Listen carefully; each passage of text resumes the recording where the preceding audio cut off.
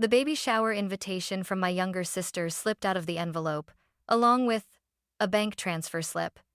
The amount was printed clearly: $100,000 for baby Caleb's future house fund. Not a list of diapers or bottles, but a bill demanding a house. Yes, a baby shower turned into a real estate fundraising campaign. At that moment, I realized this wasn't an invitation, it was an ultimatum. I was used to Marissa's extravagance, but this went beyond anything I could imagine. Instead of a registry of cute little items, the card emphasized only one thing: a big beginning requires big gifts. I held the transfer slip, feeling both amused and unsettled. Who writes a six-figure number inside an invitation for a child not even born yet? But Marissa could. She always lived as if she were on stage, treating family as an audience required to buy tickets to sit still. I read the gold-embossed words again, my palm damp with sweat. Behind this glitter was not greed, but a secret she wanted to cover. I didn't know what awaited at the party, only that it was the door to a dangerous game I was forced to face. I stepped out of the car as the afternoon sun cast its light across the stone-paved path leading to the mansion. The front of the house gleamed pale pink ribbons everywhere, a welcome sign dangling from the iron gate. I looked up, telling myself this couldn't possibly be my sister's home. Marissa had never owned such a mansion. Everything smelled of rented luxury, lacking any trace of warmth. A server in a suit stood at the door, holding a tray of champagne. I declined the glass offered, walking inside with a strange heaviness. The air was filled with pastel colors, balloons cascading from the high ceiling, arranged into an ornate arch. Music floated from speakers hidden behind a paper flower wall. Marissa appeared at the center of the hall, wearing a shimmering white gown, the long skirt sweeping lightly across the marble floor. For a second, I thought I had walked into a wedding, not a baby shower. My sister held her head high, her bright yet forced smile fixed, both hands placed over her belly as if to ensure every eye stayed there. "Celeste!" Marissa hurried over, hugging me briefly before retreating to greet other guests. I returned the gesture with a smile, but my gaze froze as I looked around. Most of the guests were strangers. They weren't relatives or close family friends. Their looks were too polished, too camera-ready. Some seemed to pay more attention to the lenses than the hosts. Their smiles felt like I was at a fashion shoot, not a family gathering. A server led me to the sign-in table. Before me lay a thick leather-bound book in glossy pink. I flipped it open. The first names were familiar, a few distant relatives, one or two old classmates. But as I turned more pages, I stopped. The list contained unfamiliar names, accompanied by identifiers as if they needed to be recognized publicly. An Instagram model, a B-list actor in a local TV show, even a TikTok couple I had once seen in my feed. I frowned. There was no way Marissa was close with them. The strangeness grew heavier, like a fog covering the entire party. "Aren't you going to sign?" A young woman's voice chimed in, gentle yet insistent. I looked up, meeting a gaze fixed on me, her lips painted pink, curled into a stiff smile. "Of course," I replied, my handwriting trembling slightly as sweat lingered on my palm. As I lowered the pen, my eyes caught another entry above mine. The name was followed by a scribbled note: influencer, 200,000 followers.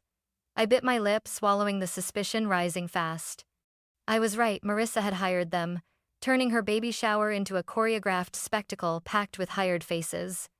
I stepped away from the table, slowly moving toward the long, lace-covered buffet where rows of meticulously arranged dishes sparkled under the tans lights. Holding a glass of juice, I observed. High-pitched laughter and hollow toasts filled the room. Phones constantly rose in the air, snapping photos, recording clips. It was noisy yet missing the intimacy of a family party. In the corner, I spotted Derek, Marissa's husband, in a tailored gray suit, his hand glued to his phone. He moved briskly, as if directing photographers. His eyes darted between Marissa and his screen. The sight confirmed my feeling. The entire scene was carefully engineered. A familiar voice whispered beside me, "Do you see it yet?" I turned and found Jenny, our cousin. She raised her brows, signaling toward the main hall where Marissa climbed onto a wooden platform, microphone in hand. "Thank you all for being here today to welcome Caleb." Marissa's voice rang out, clear and commanding, as if she were speaking at a major event, not a family gathering. "A big beginning always needs generous companions. I know I'm lucky to have everyone here." The hall erupted in applause, but I caught glimpses of awkward eyes, hands clapping politely. Jenny and I exchanged a look. No words were needed, we both knew something about this flawless performance wasn't right. I drew in a long breath and stepped deeper into the hall. Inside, I understood. What I was about to witness went beyond showiness. It hid the things Marissa had carefully concealed for years. The soft piano notes continued under the loud chatter of the crowd. I stood in the corner, watching the photo shoot in front of a massive paper flower backdrop. Marissa beamed, her hand on her belly like a star on the red carpet. Flashes kept strobing, washing everything in a hard, artificial glare. A line formed to hand over gifts, large and small boxes, wrapped in pastel paper and glossy ribbons, stacked high on a round table. I noticed some looked too perfect, more like props than presents. I stayed quiet, not wanting to disturb the fragile atmosphere, until a small accident broke it. A middle-aged man, a friend of Marissa's husband, struggled to lift a large box onto the stage. He tripped slightly on his own shoe, the fancy gift bag dropping with a thud. The sound wasn't loud, but enough to turn heads. Wrapping paper tore, ribbons slipped, and inside wasn't a stuffed animal or a baby blanket. I squinted, my heart jolting. It was a thick stack of papers inside a clear plastic folder. The man bent quickly to gather them, but too late, several sheets scattered across the floor. A relative nearby stooped to help. When she looked up, her face was startled. "Aren't these medical papers for the baby?" she muttered, handing the first page to the person next to her. I rushed closer, my eyes catching the bold words at the top. My heart stopped. Personal loan agreement, $50,000. Borrower, Marissa Carter. The room froze. The laughter vanished as if cut off. The man scrambled to gather the papers, his face flushed, but glances had already crossed. Awkwardness spread like cracks across glass. I gripped my glass tight, the cold seeping into my fingertips. A question burned in my head. Why, at a celebration for a child, did a massive debt contract appear in the mother's name? Marissa still stood on the platform, her strained smile in place. I saw her glance at Derek. He rushed forward, quickly collecting the papers, muttering apologies. "Just a mix-up. Personal documents, please ignore them." But the explanation did nothing to ease the tense silence. I scanned the room. The few relatives we truly knew were whispering among themselves, their brows furrowed, their eyes full of doubt. An older aunt of mine clicked her tongue. A baby shower mixed up with a loan contract? Strange indeed. I heard every word, and I knew once this spread, no explanation would save the polished image Marissa clung to. Marissa approached, her voice louder than usual, straining to cover the murmurs. Such an embarrassing mistake. Perhaps the staff mixed private papers into the gifts. Please, don't mind it. She smiled broadly, desperate to steer the mood back. But the stiffness showed. I saw her hand tremble as she set down the microphone, her eyes flickering under the weight of suspicious stares. The man clumsily carried the torn gift bag back to the table, avoiding everyone's eyes. Derek gripped the stack of papers tight, shoving them quickly into his leather briefcase. But in that fleeting moment, the truth had already been revealed. I heard Jenny, my cousin, whisper in my ear, "Did you see that? 50,000. My God, what is Marissa doing?" My eyes stayed fixed on my sister's smile. Beautiful, but no longer radiant as it had been minutes ago. It looked like a mask starting to crack. One guest tried to break the silence by raising his glass. "Come on, let's get back to the fun." But his voice came out stiff and thin that not even the table around him dared to laugh along. I sat down on a chair near the window, drawing in a deep breath.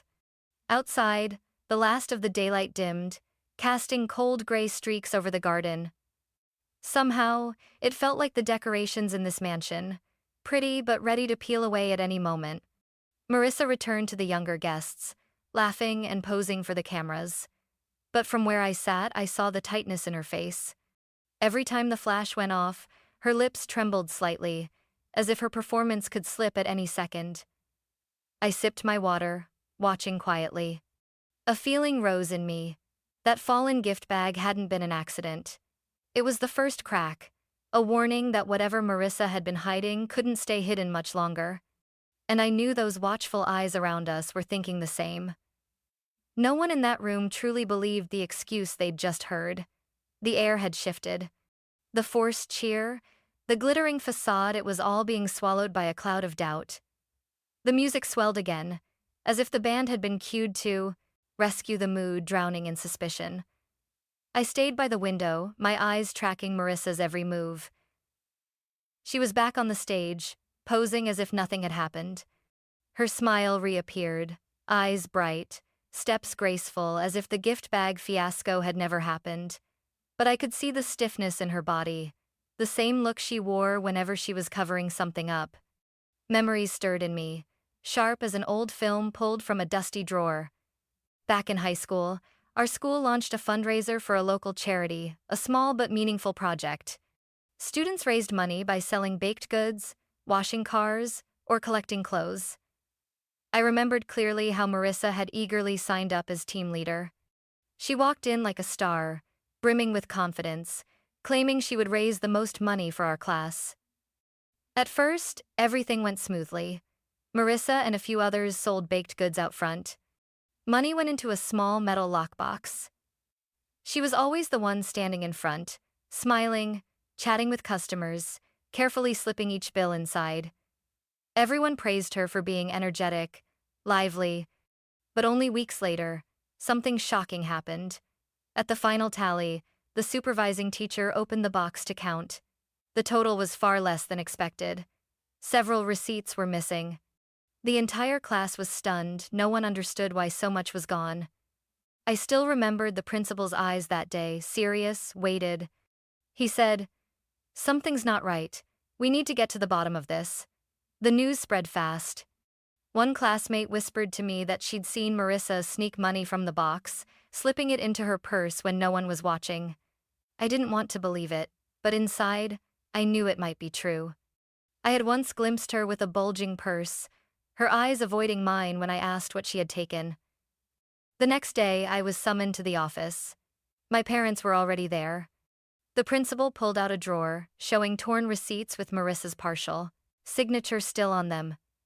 He asked bluntly, "Do your daughter and you know anything about this?" I waited, hoping my parents would let Marissa face the truth. Instead, they exchanged a quick look, and my mother gave a faint smile. It must be a mistake. Marissa often holds papers for her classmates. Maybe she accidentally tore them. My father added, "We don't want such a minor issue to hurt the school's reputation. Marissa is a good kid, only a bit clumsy with details." I sat beside them, my throat tight. I knew the truth wasn't that simple, but I was too young to challenge my parents' decision. In the end, the matter was brushed aside. The principal didn't push, maybe pressured by my family. Everything was buried, as if it had never happened. And Marissa? She walked out of that office glowing, like someone who had escaped a sentence. When it was just the two of us, she said casually, "You know, sometimes, if you play dumb at the right moment, no one will dig deeper." Then she giggled, as though she'd discovered a powerful secret. In her eyes that day, I saw something dangerous, the belief that mistakes could always be covered up as long as someone else stood in the way. From then on, she never showed remorse. Instead, she grew bolder. I once overheard her bragging to friends that she could always find money whenever she needed it. Those words chilled me. Now, sitting in this glittering mansion, watching a $50,000 loan contract fall into view, I knew Marissa hadn't changed. She was the same as back then, only now, better at hiding, slicker, and far more dangerous. I glanced at our relatives, still whispering. Some averted their eyes in discomfort. Others stared directly at Marissa with suspicion and pity mixed together. I understood. This slip-up was only the surface. Beneath her polished image, much more remained hidden. A hand touched my shoulder lightly. Jenny leaned close, whispering, "Do you remember high school? Back then you stayed silent. What about now?" I turned to her, her eyes piercing into me. I didn't answer. I knew I stood on a thin line between continuing the silence or facing the truth. On stage, Marissa lifted her head again, her wide smile almost strained. She raised her hand, signaling the photographer to keep going. But with every flash, the cracks in her perfect picture grew clearer. Past and present tangled together, pressing against my chest. I realized, if our parents hadn't covered for her back then, maybe Marissa would have learned the lesson she needed. But now, things had gone too far. And this time, I wasn't sure anyone could shield her anymore. Marissa didn't let the awkward moment last long. As soon as Derek tucked the papers under his arm and stepped aside, she burst into laughter, her voice airy as wind. "Oh dear, someone must have mixed private papers into a gift bag. How silly. But let's not let such a tiny thing ruin today's mood." Her laughter rang out, spilling through the microphone. Like a forced signal, a few guests laughed with her. Some clapped politely. The photographer was cued, shouting, "Everyone, look this way. 1, 2, 3. Flashes popped again. The music shifted to light jazz. The crowd merged back into its pretend normal.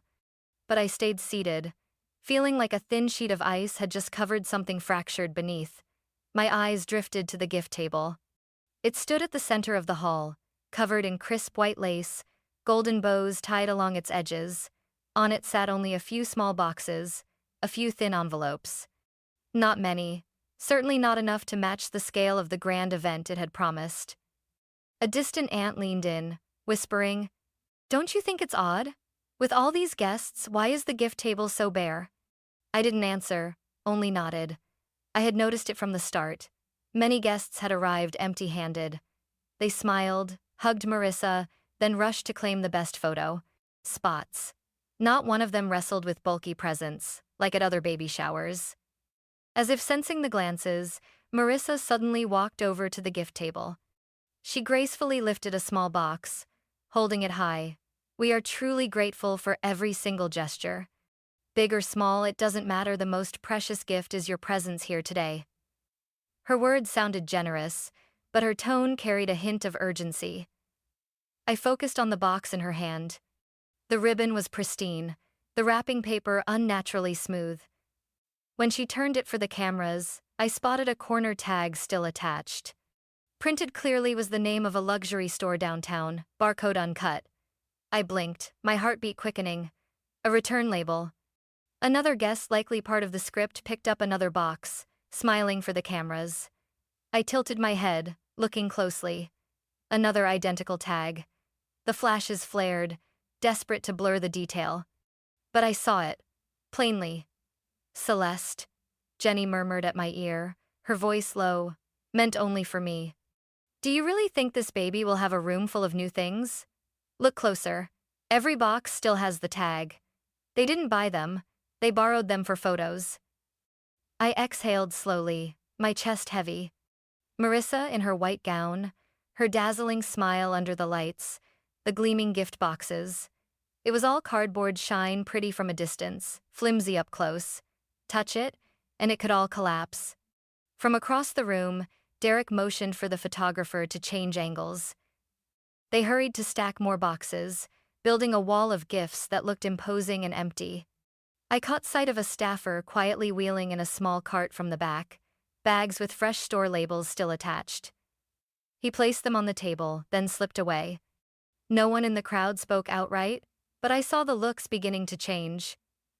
Some avoided eye contact, some frowned slightly, and others gave small nods as if they understood. Marissa, however, continued her performance. She tilted her head, pressed the gift box to her cheek, made a cute gesture, then whispered to the camera, "Caleb is so lucky to be loved like this."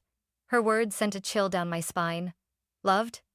Or was it another scene, with rented props and labeled boxes, all to be returned once the photos were done? I thought of the fallen gift bag, Derek's panicked eyes, the rushed excuses. It all connected into a clear picture. Marissa wasn't only showing off. She was building an entire false world for others to believe, or at least, to silence their questions. An aunt leaned toward me and whispered, "My dear, your sister, she seems to be going too far." I clenched my fists, not answering. A surge of sadness and anger rose inside me. I once thought Marissa was only vain, craving to outshine everyone. But seeing this now, I knew it was no longer vanity. It was a dangerous play, where my sister was willing to turn our entire family into unwilling spectators. The music went on, the laughter kept ringing, but I could barely hear. All my senses sharpened toward details others might miss. The glossy corner of a tag, the perfect crease in wrapping paper, the way Derek's eyes darted at every camera angle. The sight made me shiver. Because I knew, once someone grows used to living behind a glossy facade, the line between real and fake disappears. And my sister was standing right on that edge. That night, I came home as the clock struck 10. The forced laughter, the flashing lights, the scent of artificial flowers still clung to me, suffocating like a dust I couldn't wash off. I changed my coat, poured myself a cup of hot tea, hoping to set everything aside for a deep sleep. But then my phone rang, its screen glowing in the quiet room. A strange text appeared, no name saved. Short, but enough to freeze me. "If you want the truth, look at the GoFundMe she just opened." I frowned. She could only mean Marissa. My hand trembled slightly as I scrolled down. A link sat beneath. I sat down, heart pounding, torn between caution and curiosity. Part of me wanted to ignore it, but the pull was stronger. I clicked. The screen opened and my breath caught. The GoFundMe page shone with a bold headline, "Help us buy a house for baby Caleb, a worthy beginning. Goal, $100,000. Beneath were rows of photos. A nursery, lavishly decorated, a white rounded crib, plush rugs, a crystal chandelier casting soft light. Every detail felt more luxurious than anything I'd ever seen in Marissa's homes. I zoomed in on one image. A rocking chair by the window, pale blue walls dotted with stars. Too familiar. I shuddered. I knew this place. It wasn't Marissa's. It was a rented photo studio in the city, known for staging room sets for couples' portraits. I had walked past it before, even remembered the hourly rates on the sign. Leaning back, my head spun. The gift boxes with return labels at the party weren't enough now this, another vivid proof of deceit. Marissa was staging a public show, preying on sympathy and generosity to hit her financial target. I scrolled down to the description. Each word made my blood burn hotter. "We want to create a worthy home for baby Caleb. Family and friends are our greatest support, and we believe with your help, a new house can become reality.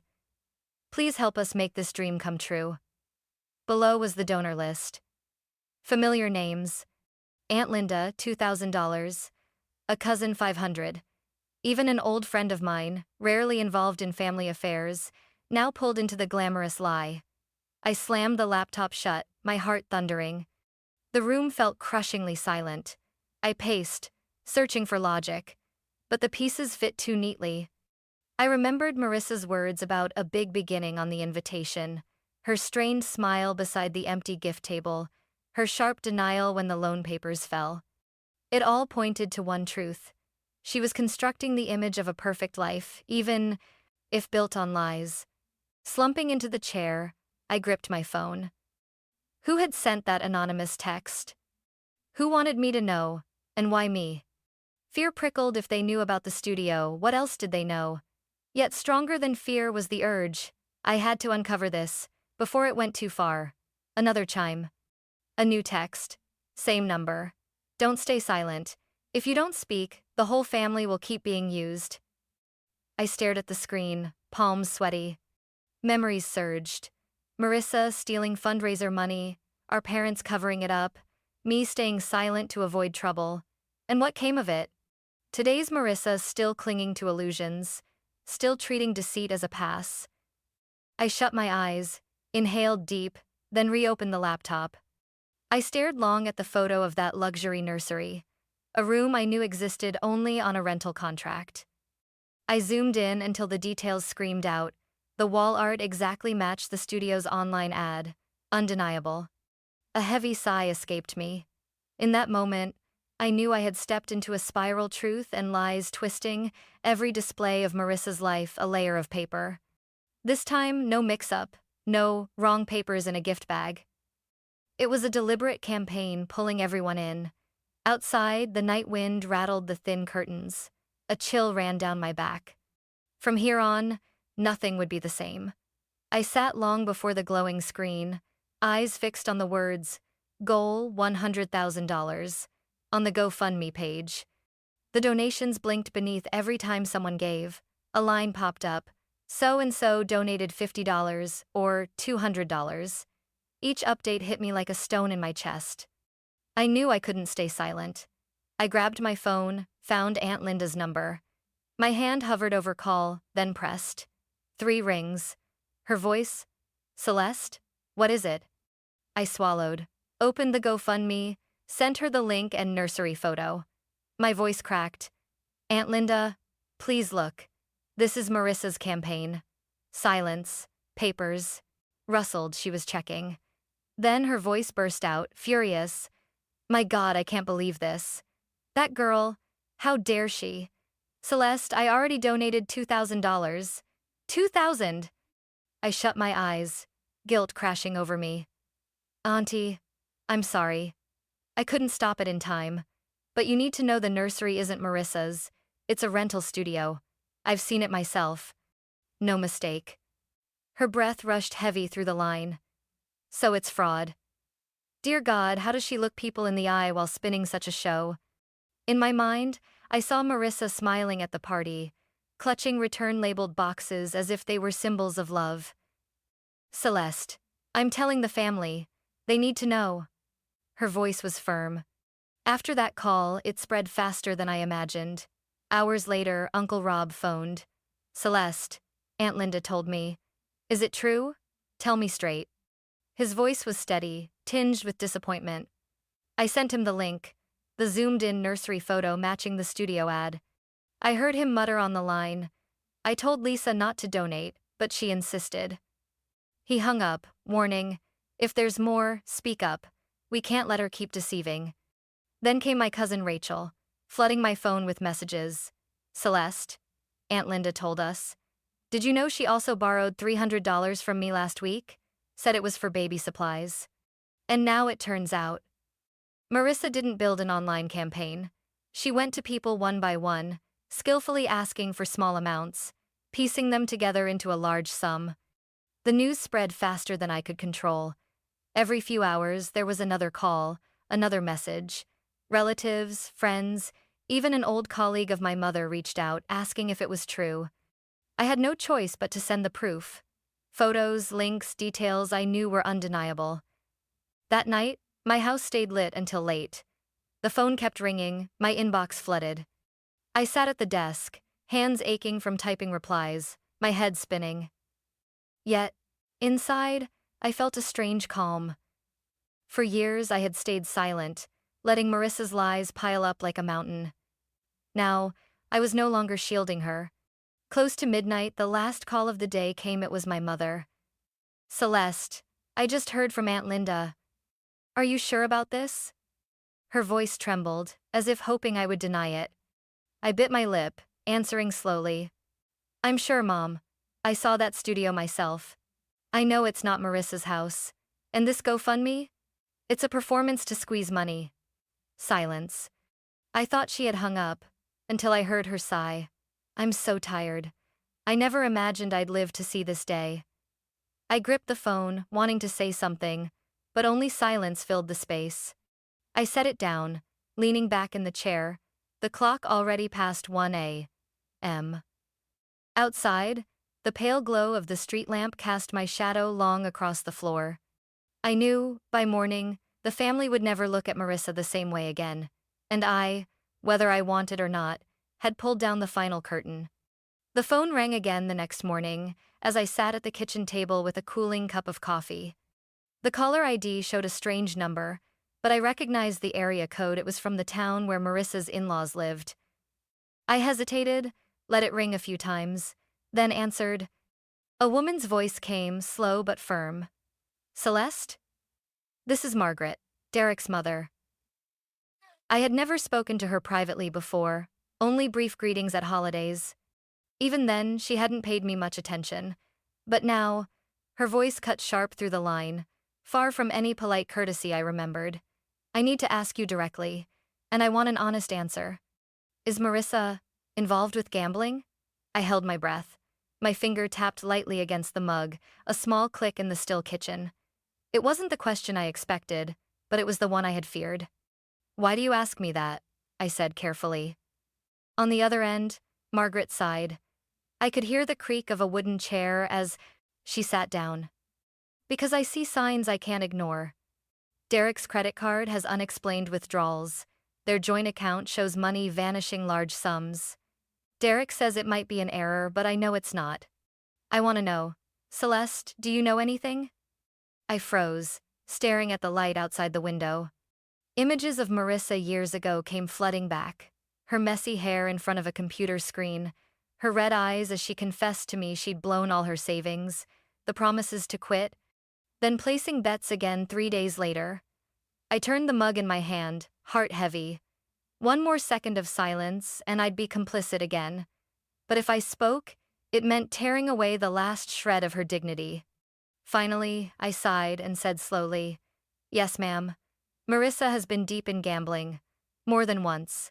She lost a lot of money while living with my parents, even stole from my mother's account once. I've stayed silent too long, but now, it can't be hidden anymore. I heard Margaret inhale sharply. She didn't interrupt, nor did she sound surprised. The silence stretched, as if she weighed every word. I suspected. Her voice came at last, low but firm. Derek doesn't want to admit it, but I've seen the truth on the statements. Thousands gone in weeks. He told me it was household expenses, but no family spends that much on trivial things. My hand tightened on the mug, cold seeping into my palm. How long have you known? For months. She answered directly. I wanted to give Derek time to handle it himself, but the longer I waited, the more money disappeared. And after hearing about the GoFundMe, I can't pretend anymore. Her voice was steady but laced with grief. Celeste, I didn't call to blame you. I know you didn't cause this. But I need to understand who my daughter-in-law really is before she drags Derek and that baby into ruin.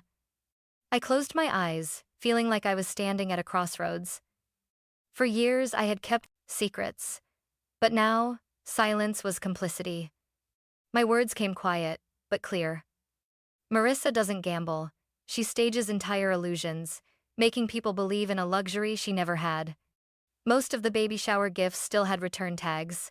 And the nursery she posted on GoFundMe, it isn't her house. It's a rented studio. I expected anger, but Margaret's reply came slower, calmer. Derek doesn't know, does he? I don't think so, I admitted. But he must have seen signs. Another pause. Then she murmured, almost to herself. I've seen her cry, pretend to be exhausted, blame pressure. I believed her. But no more. Celeste, thank you for telling me the truth. I held the phone, staring at my reflection in the window pane. It felt like a burden lifted, yet like pushing the entire family into a storm. Margaret's voice returned, dry and final, like a verdict. If she continues, Derek will lose everything. I won't let that happen. I had no words left. Not only I, but Marissa's in-laws now saw through the glitter. That evening, I went to the restaurant with a heavy heart. October's chill seeped through, wind shaking dry leaves as if warning of the storm to come. Both families had agreed to call it a reconciliation dinner, but I knew that word was thin. This was a confrontation. The private dining room was carefully set, a long table draped in white, warm yellow light trying to mask the tension. I sat in the middle, my parents to the left, Derek's to the right. Across from us, Marissa and Derek appeared. Marissa wore a red velvet dress, her face painted carefully, lips bright, eyes shimmering as if rehearsed for tears. Derek, in contrast, wore a plain suit, loose tie, his face drawn, dark circles heavy under his eyes. The waiter poured water, placed bread, and slipped out, leaving thick silence. No one spoke. Finally, Derek drew a deep breath, pulled a leather bag from under his chair, and dropped it on the table. The zippers. Rasp cut through the air. He pulled out a thick stack of papers, heavy, placing them in the center. His voice dropped, controlled but firm. This is the copy of the GoFundMe campaign Marissa created. This is the loan contract for $50,000. And these... He lifted more pages, are receipts from 3 different casinos, all in Marissa's name. The room held its breath. I could hear my own heartbeat. Marissa lunged, reaching for the stack, but Derek was faster. He held on, eyes steady. Do you have anything to say? His voice wasn't loud, but it carried to all. Marissa let out a laugh, broken with tears. Ridiculous. Who gave you these? Someone is clearly out to ruin me, spreading lies about me. My mother placed her hand on the table, gentle but firm. Marissa, stop blaming others. What Celeste and Aunt Linda uncovered wasn't fabricated. It's the truth. Marissa turned to me, her eyes wet, pleading. Say something. Tell them you believe me. I'm not who they say I am. I stared at her for a long moment. Images rushed back. The baby shower boxes with return tags. The rented nursery. The repeated lies. My lips pressed shut. I said nothing. Then Margaret, Derek's mother, finally spoke. She set down her fork, her voice cold as steel. Marissa, we've checked the accounts. There are withdrawals on the exact days those casino receipts were issued. If it wasn't you, then who? Marissa broke into sobs, covering her face. I only wanted what's best for the family. I thought if I won, we'd have enough for a house, to give Caleb a worthy beginning. I never meant harm. Derek looked at his wife, his eyes filled with both hurt and resolve. He stood up, the chair scraping hard against the floor with a chilling sound. Enough. There are no good intentions here anymore. You took money, deceived the family, built an entire false world, and now you want to drag our son into this mess? Marissa's head shot up, her eyes red and trembling. What are you going to do? Leave me? While I'm pregnant? While I'm weak like this? Derek clenched his fists, his voice sharp, each word deliberate. If I have to, I'll separate our finances. And I'll fight for custody of Caleb. I will not let my son grow up in a world of lies and debt. The declaration rang out like a gavel striking down in the middle of the dinner table. No one moved, no one dared to breathe. I saw my father frown, my mother clasp her hands tightly together, while on Derek's side, Margaret nodded slowly, as if this was what she had been waiting for. Marissa broke into sobs, her cries echoing through the silent room. But this time, no one reached out to comfort her. Those tears no longer convinced anyone.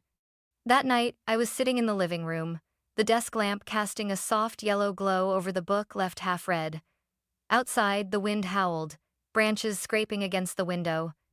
I had planned to sleep early after days weighed down with tension, but a sudden pounding on the door shattered the silence, urgent, frantic. I hesitated a few seconds, a bad feeling creeping in. When I opened the door, I froze. Marissa stood there, hair disheveled, mascara streaked down her cheeks, shoulders trembling.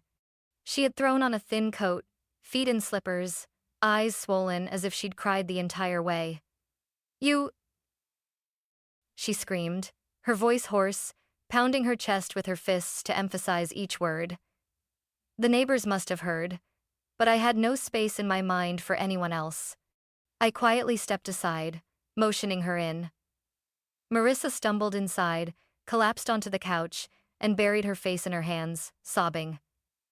I lost everything, Celeste. Derek walked out. Friends avoid me. Relatives turned their backs. And it's all because of you. If you hadn't told, if you hadn't exposed me, I wouldn't be like this. I stood a few feet away, watching my sister crumble. But instead of pity, what I felt was a cold calm. I exhaled, slowly sat across from her. Marissa, listen carefully. I didn't expose you. What you tried to hide revealed itself. The words cut like a blade through the illusions she'd wrapped herself in.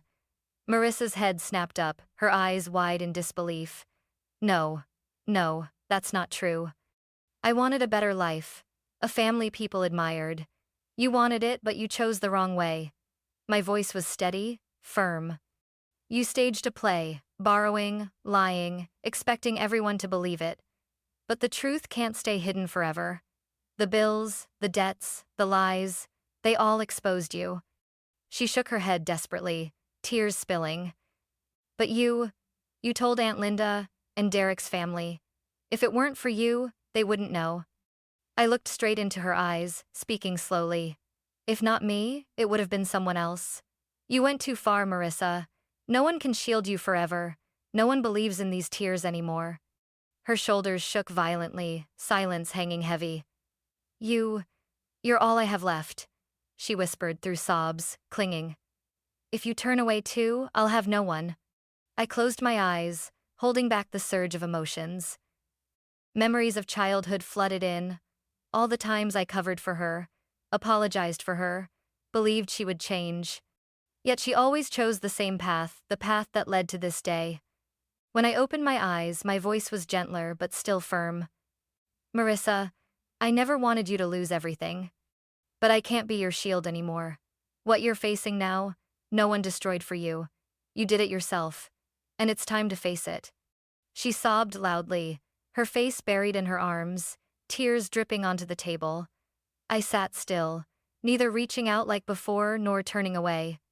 I let the truth sink in, letting her feel the weight of her mistakes for the first time. After that night, everything unraveled beyond repair. Days later, I heard from Derek's mother, herself. Derek had officially filed for legal separation. No longer angry threats, this was real. Filed with the county court, complete with evidence of debts, the GoFundMe, and casino receipts. Margaret forwarded me the message Derek had sent her, just one line. I can't let Caleb grow up in this environment. Each word carried finality. There was no turning back for Marissa. Her in-laws acted immediately. They cut off all financial support help they had quietly sent every month, often thousands, to cover expenses and prepare for the baby. Now, every door slammed shut. My mother told me during a family call with Derek's side, they made it clear. We've done all we can. We can't keep enabling deception. If Marissa wants help, she'll have to find her own way. The words were harsh but necessary. The next blow didn't come from family, but from friends who had once posed at her baby shower. On social media, posts began to surface. One read, "Sad when the job's done, but the payment never comes." Another captioned a party photo. "When you think you're at a fancy event but realize the bill was never paid." Even one of the rented influencers, a face I remembered standing beside Marissa in those staged photos, wrote bluntly, "Stop using people as props to polish your image. We're not decor." They didn't mention her name, but everyone knew. Comments pieced it together, and soon the naked truth was out. Marissa hadn't deceived family. She'd cheated the very people she hired for her show. The rented luxury home was quickly returned. Derek moved back in with his parents. And Marissa? She was left with almost nothing. No husband, no support from in-laws, friends fading away. In the end, she packed up with baby Caleb and moved back to my mother's house. Mom said Marissa showed up pale, hair messy, carrying Caleb in her arms. The baby cried while she sank to the living room floor, whispering bitterly, "I have nowhere else to go." Mom sighed, not pushing her away, but not embracing her either. She pointed upstairs. "Stay for now, but you'll have to manage on your own. I can't carry you anymore." I pictured it, my chest heavy. Caleb, just months old, oblivious to the storm around him. He only knew hunger, laughter, and the warmth of whoever held him. But his future was clouded by his mother's choices. And Marissa, after years of living under lights and cameras, was left in a small room, the cries of a baby, and the cold silence of those she betrayed. In my apartment, I watched the city lights flicker through the window, my thoughts tangled. I felt no triumph, no satisfaction, only a quiet sadness, because Marissa was still my sister. And the price she was paying was real, relentless. One weekend morning, as sunlight streamed into my kitchen, My inbox pinged. I almost ignored it, assuming it was spam until I saw the sender. Marissa. I hesitated, then clicked. The message was long, but the first line held me still. Celeste, I know you don't want to hear from me, but please let me say this once. I'm in therapy. I've started working at a local supermarket. I don't expect everyone to forget what happened, but I hope for a chance to prove I want to change. The words were stripped of glamour, no flowery excuses. They trembled but felt strangely honest. She wrote about weekly sessions with a therapist, mornings pushing carts at the store, the stares she endured. She admitted she had never felt so small. I'm sorry for dragging the family through disgrace. I'm sorry for pulling you into my lies. If you can't forgive me yet, I understand. But please know, I'm truly trying. I set the phone down, emotions swirling, skepticism mixed with a faint glimmer of hope in the darkness she had built for herself. Days later, Aunt Linda visited her. She told me Marissa had grown thin, her face worn, but her eyes didn't dart away anymore. She poured plain water, not wine or fancy coffee. She talked a lot, Celeste. No excuses. I think she really wants to begin again. Aunt Linda sighed, but with relief in her voice. Uncle Rob was more reluctant. He sent a small card. Give her a chance, but not without conditions. Time will tell. Even my mother, after so much disappointment, called me to say she had cooked a simple dinner for Marissa and Caleb. She stayed quiet the whole meal, only caring for the baby. But when we cleared the table, she said thank you. For the first time in years, I believed her. I listened, but kept my own counsel. Inside me, the scars of her lies hadn't healed.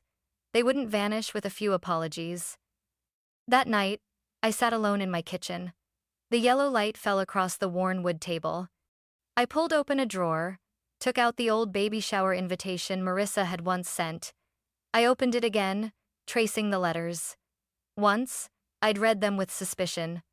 Now, they felt like a code written from the start, not an invitation to a party, but a warning of a truth long buried. I sat quietly, sipping cold tea, my gaze steady. A thought lingered unspoken. Sometimes an invitation doesn't open a celebration. It opens the truth someone spent their life trying to hide. Even now, I wonder if not for that invitation, how long would it have taken for the truth to surface? Perhaps we don't choose how the truth arrives, but we always choose how we face it. My family's story will make many think, when loved ones fall, do we keep covering for them or do we dare to speak? Is forgiveness a chance or a ticket for repeat mistakes? I believe each person will see it differently, and I'd love to hear your thoughts. If it were you, how would you respond? Thank you for listening. Family life often hides shadows and hard-won lessons. Stay with us for more true-to-life stories, kinship, betrayals, and the moments that test what trust really means.